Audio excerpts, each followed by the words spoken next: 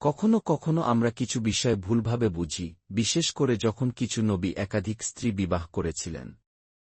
আমরা প্রায়ই মনে করি এটি কেবল আনন্দের জন্য, কিন্তু প্রকৃতপক্ষে নবীদের অবস্থান, বিশেষ করে গোত্রভিত্তিক সমাজে, বিবাহ বা বিভিন্ন গোত্রের কন্যাদের বিয়ে করা একটি গুরুত্বপূর্ণ সামাজিক কৌশল ছিল। এর মাধ্যমে মানুষকে একত্রিত করা, শত্রুতা কমানো এবং রক্তপাত এড়ানো সম্ভব হতো। অতীতের সমস্ত নবী এইভাবে মানুষকে একত্রিত করার চেষ্টা করেছেন। তাই একাধিক স্ত্রী থাকার প্রচলিত ধারণা যে এটি কেবল পুরুষদের সুবিধার জন্য, তা একেবারেই ভুল।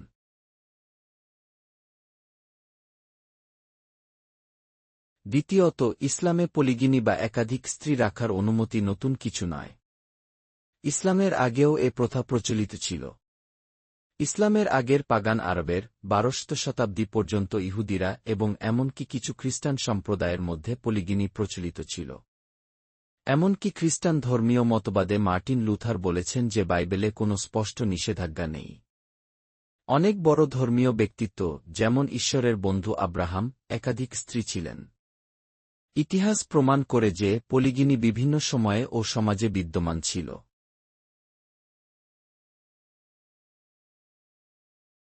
তাই যারা পলিগিনি শুধু ইসলামের সঙ্গে যুক্ত করেন তারা ভুল। ইসলাম আসলে এই প্রথাকে নিয়ন্ত্রণ ও সীমিত করেছে। পূর্বে মানুষ ইচ্ছাত যতজন স্ত্রী চেয়েছিল বিবাহ করত, ইসলামে সেটি সর্বোচ্চ 4 জন পর্যন্ত সীমাবদ্ধ করা হয়েছে। এছাড়াও স্ত্রীদের সাথে ন্যায়পরায়ণ আচরণ, তাদের অর্থনৈতিক সক্ষমতা ও সুষ্ঠু সমর্থন দেওয়ার নিয়মও নির্ধারণ করা হয়েছে।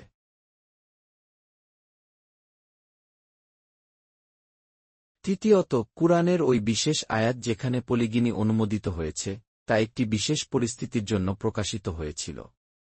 এটি একটি বড় ধরনের হত্যাযজ্ঞের পর ঘটে যেখানে বহু মুসলিম শহীদ হয়েছেন এবং বহু বিধবা ও শিশু বিপন্ন হয়েছিলেন। ওই বিধবাদের জন্য একটি পিতা বা সাপোর্ট দেওয়ার ব্যবস্থা প্রয়োজন ছিল।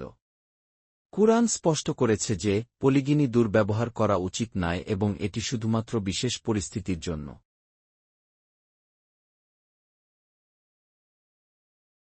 একটি আধুনিক উদাহরণ হিসেবে আফগানিস্তান উল্লেখ করা যায়। রাশিয়ান আগ্রাসনের সময় প্রায় 1 থেকে 1.5 মিলিয়ন মানুষ নিহত হয়েছিল, যা প্রায় পুরুষদের মধ্যে মনোযোগী ছিল। ফলে বিবাহযোগ্য পুরুষের সংখ্যা কমে গিয়েছিল, এবং তরুণী কন্যারা স্বাভাবিকভাবে বয়সমতো বিবাহ করতে পারছিলেন না।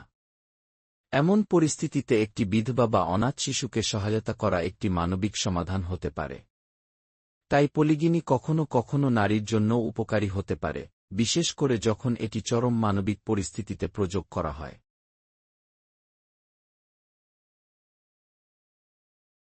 চতুর্থত, পলিগিনির ক্ষেত্রে কারো প্রতি কোনো জোরাজুরি নেই। স্বামী চাইলে এক স্ত্রীতেই থাকতে পারে। দ্বিতীয় স্ত্রী বিবাহিত হওয়ার ক্ষেত্রে সম্পূর্ণ সম্মতি থাকা আবশ্যক। প্রথম স্ত্রী যদি সহমত না দেন বা অন্যায়ের শিকার হন, তিনি আদালতের মাধ্যমে বিচ্ছেদ নিতে পারেন। এই প্রক্রিয়া সম্পূর্ণ স্বেচ্ছাশাসিত এবং ন্যায়সঙ্গত।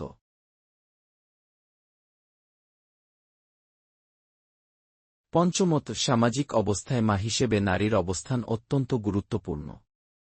কুরআনের সূরা ইসরা 17:23 অনুযায়ী, ঈশ্বরের উপাসনার পর মানবের প্রথম কর্তব্য হল পিতামাতার প্রতি দয়া ও শ্রদ্ধা দেখানো।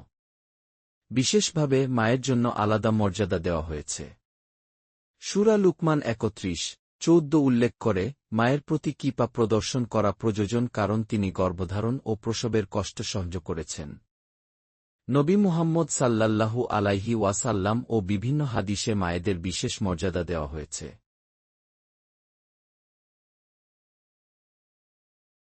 আমি তোমাদের দুটি উৎস থেকে কিছু ব্যাখ্যা দিতে চাই, একটি অপেক্ষাকৃত দুর্বল, আরেকটি অনেক বেশি শক্তিশালী উৎস।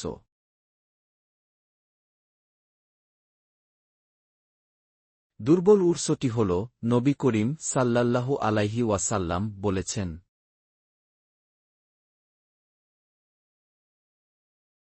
জান্নাত রয়েছে মায়ের পায়ের নিচে।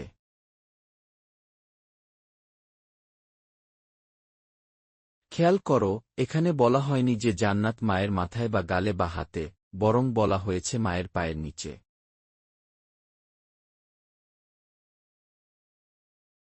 এর মধ্যে গভীর এক অর্থ আছে। ইসলাম মায়ের প্রতি বিনয়, শ্রদ্ধা ও ভালোবাসাকে সর্বোচ্চ মর্যাদা দিয়েছে।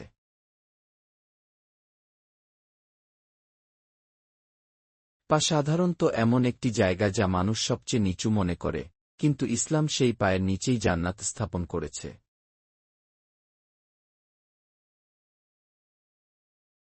অর্থাৎ যত নিচে আমরা ভাবি, তত উচ্চ মর্যাদা দিয়েছেন আল্লাহ। এটি আসলে বিনয়, শ্রদ্ধা ও ভালোবাসার প্রতীক।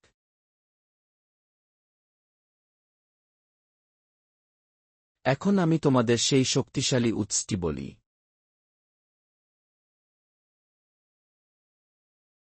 একজন ব্যক্তি একদিন নবী করিম সাল্লাল্লাহু আলাইহি ওয়াসাল্লামের কাছে এসে প্রশ্ন করলেন,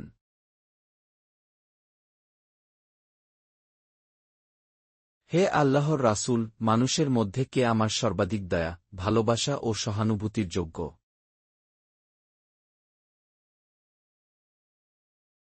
নবী করিম সাল্লাল্লাহু আলাইহি ওয়াসাল্লাম উত্তর দিলেন, তোমার মা।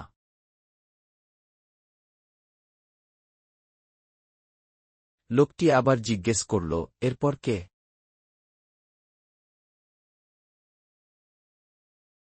তিনি বললেন, তোমার মা।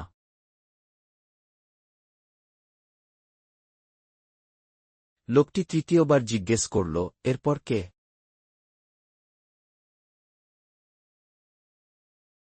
তিনি আবার বললেন, তোমার মা।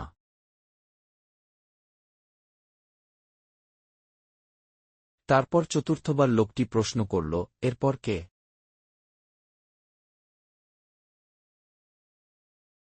তখন নবী করিম সাল্লাল্লাহু আলাইহি ওয়াসাল্লাম বললেন, তোমার বাবা।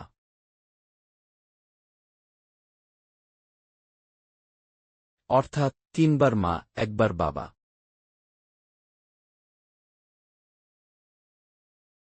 আমি যদি আধুনিকভাবে বলি, অলিম্পিক ধাঁচে, তাহলে মায়ের জন্য সোনার পদক, মায়ের জন্য রূপার পদক, মায়ের জন্য ব্রোঞ্জ পদক।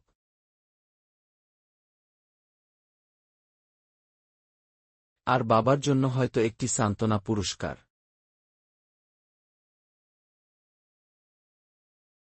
অর্থাৎ ইসলামে মায়ের প্রতি সম্মান ও দয়ার পরিমাণ বাবার তুলনায় অনেক বেশি, প্রায় ৭৫% মায়ের জন্য, ২৫% বাবার জন্য।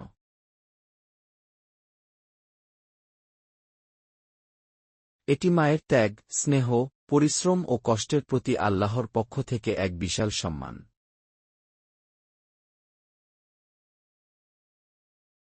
এখন ভাবো, যদি একজন নারী মা না হন, স্ত্রী না হন, কিংবা কারো কন্যাও না হন, তাহলে একজন মুসলমান হিসেবে আমরা তার সঙ্গে কেমন আচরণ করব?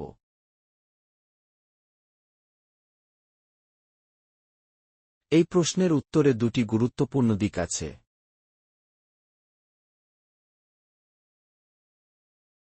প্রথমত, নবী করিম সাল্লাল্লাহু আলাইহি ওয়াসাল্লাম বলেছেন, নারীরা পুরুষদের সহোদরা।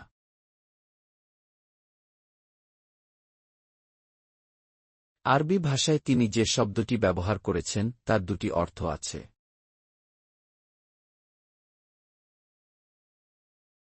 একটি হল সহোদর, অর্থাৎ ভাইবোনের সম্পর্ক।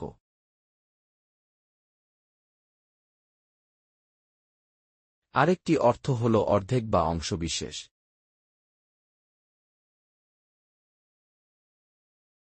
অর্থাৎ পুরুষ ও নারী একে অপরের অর্ধাংশ।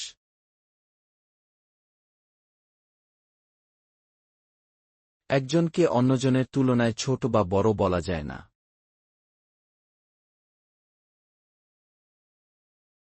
যেমন একটি দেহের দুটি অর্ধ থাকে, তেমনি নারী ও পুরুষ মিলেই একটি পূর্ণ মানবিক সত্তা তৈরি করে।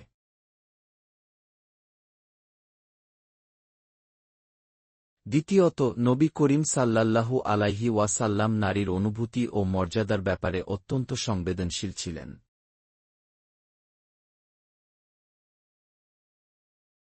তিনি বারবার সতর্ক করেছেন, যেন কেউ নিজের স্ত্রীকে কষ্ট না দেয়, নির্যাতন না করে বা অবমাননা না করে।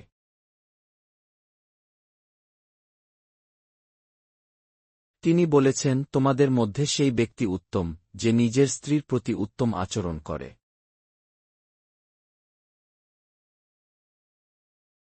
নারীদের প্রতি কঠোরতা, অবিচার বা সহিংসতা ইসলাম কখনো অনুমোদন করে না।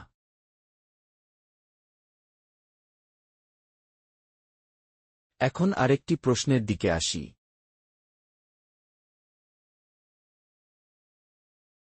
অনেকে জিজ্ঞাসা করেন, মুসলিম নারীরা কেন এমনভাবে পোশাক পরেন?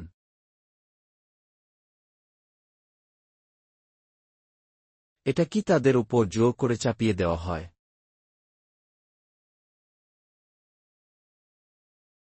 নাকি এটা কোনো পুরুষতান্ত্রিক সমাজের সংস্কৃতি?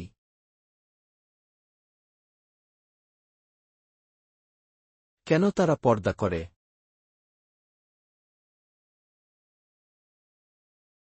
কেন কিছু দেশে নারীরা সমাজ থেকে অনেকটা বিচ্ছিন্ন থাকে?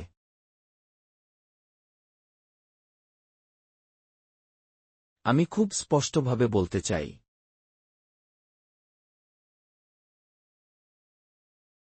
ইসলামে নারী মা, স্ত্রী ও গৃহিণী হিসেবে যেমন সম্মানিত, তেমনি তিনি সমাজে, রাজনীতিতে, শিক্ষায়, ব্যবসায়ও অংশ নিতে পারেন।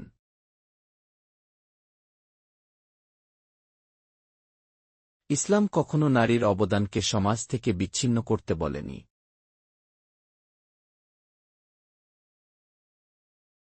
তবে বাস্তবে দেখা যায়, কিছু দেশে নারী সমাজের মধ্যে অনেক পার্থক্য, এমনকি মন্ত্রী পর্যায়েও কাজ করেন, যেমন মিশর বা ইন্দোনেশিয়া।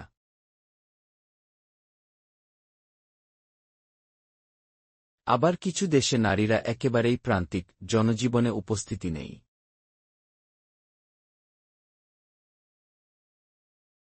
এই পার্থক্য ইসলামের কারণে নয়, বরং সাংস্কৃতিক বা সামাজিক কারণে।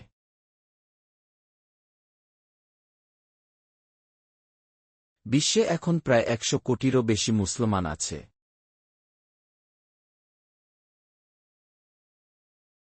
তাদের মধ্যে কেউ আরব, কেউ ইউরোপীয়, কেউ আফ্রিকান, কেউ এশিয়া।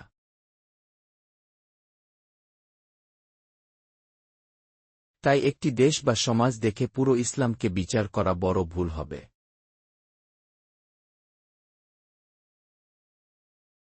এখন আমি পোশাকের বিষয়ে বিস্তারিত বলি।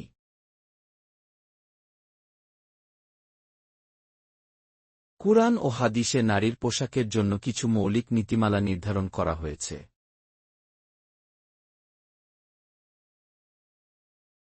এসব কোনো সংস্কৃতির অংশ নয়, বরং আল্লাহর নির্দেশ।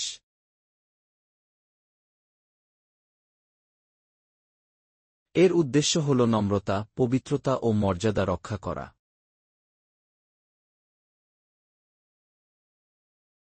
যদি আমি আমার স্ত্রী বা কন্যাকে জিজ্ঞেস করি, তুমি কেন এই পোশাক পরো?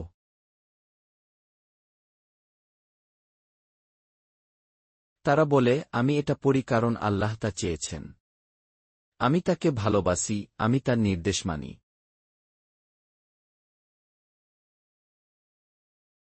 তাদের কেউ জোর করে বাধ্য করেনি। এটা তাদের নিজের বিশ্বাস, নিজের সিদ্ধান্ত।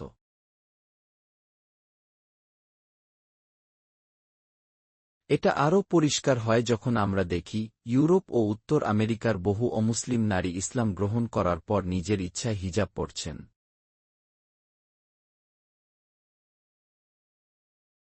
তারা কোনো মুসলিম দেশে জন্মাননি, কিন্তু ইসলাম গ্রহণের পর নিজেরাই পর্দা করছেন।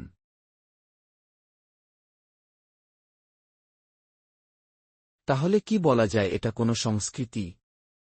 না, এটা একেবারেই বিশ্বাস ও আত্মসমর্পণের প্রতীক।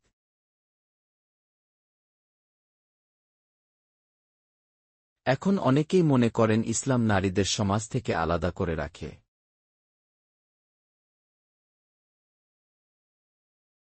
এটা সম্পূর্ণ ভুল ধারণা। নবী করিম সাল্লাল্লাহু আলাইহি ওয়াসাল্লাম এর যুগে মুসলিম নারীরা সমাজে সক্রিয় ভূমিকা পালন করতেন।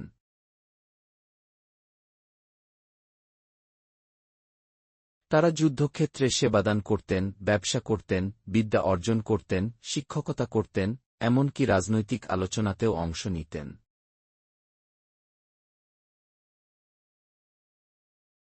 অর্থাৎ ইসলাম তাদের গৃহবন্দী করেনি, বরং সামাজিক দায়িত্বে সম্পৃক্ত করেছে।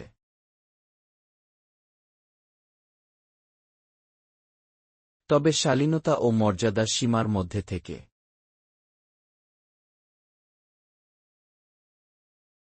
এখন আসি ইসলামের আইনগত ও রাজনৈতিক দিকের উপর।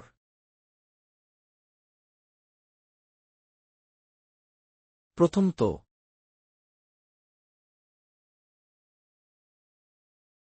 ইসলামে নারী ও পুরুষ উভয়েই আইনের দৃষ্টিতে সমান।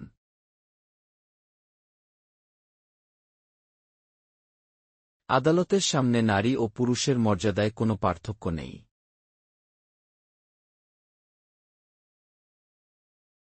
ন্যায্যবিচারের ক্ষেত্রে উভয়ের অধিকার সমানভাবে সংরক্ষিত।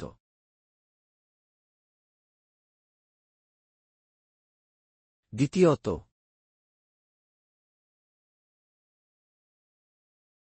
কুরআনে সাক্ষ্য সম্পর্কিত যে আয়াতে 2 নারীর সাক্ষ্য 1 পুরুষের সমান বলা হয়েছে,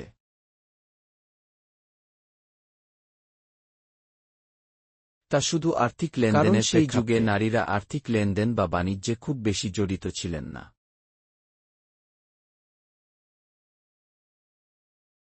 তাই ভুল বোঝাবুঝির সম্ভাবনা রোধে এভাবে বলা হয়েছে।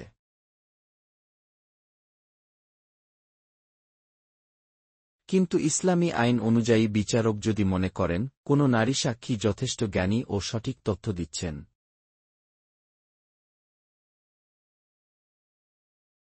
তাহলে তিনি তার সাক্ষ্য একাই গ্রহণ করতে পারেন।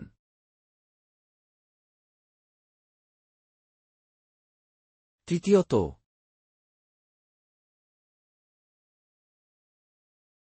ইসলামে নারী ও পুরুষ উভয়ের রাজনৈতিক দায়িত্ব রয়েছে।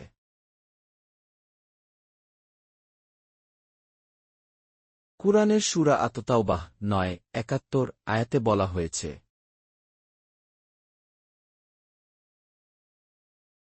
বিশ্বাসী পুরুষ ও বিশ্বাসী নারী পরস্পরের সহযোগী, একে অপরকে সৎ কাজের নির্দেশ দেয় ও অসৎ কাজ থেকে বিরত রাখে।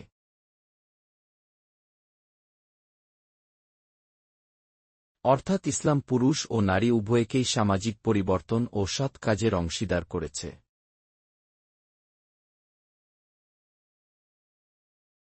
চতুর্থত,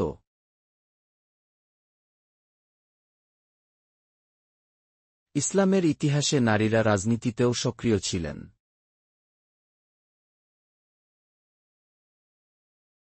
নবী করিম সাল্লাল্লাহু আলাইহি ওয়াসাল্লামের সময়ে নারীরা শাসক নির্বাচন বা বায়াতে অংশ নিয়েছেন।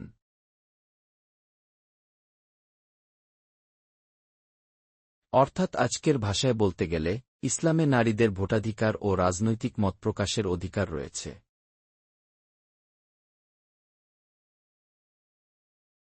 সবশেষে আমি বলতে চাই, ইসলাম নারীকে একজন পূর্ণাঙ্গ মানুষ হিসেবে মর্যাদা দিয়েছে।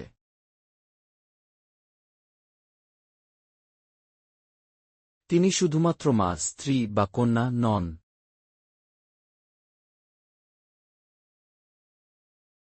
তিনি একজন স্বাধীন, জ্ঞানী, সক্ষম ও সম্মানিত সত্তা।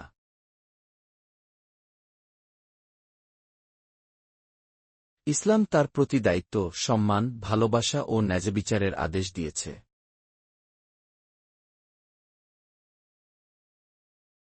নারীর মর্যাদা ইসলাম দিয়েছে মানবিকতা ও আল্লাহর প্রতি আনুগত্যের ভিত্তিতে।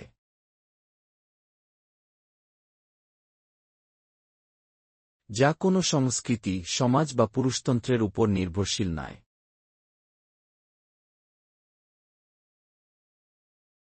যতদিন আমরা এই ভারসাম্য ভুলে থাকব, ততদিন ইসলামী নীতির প্রকৃতি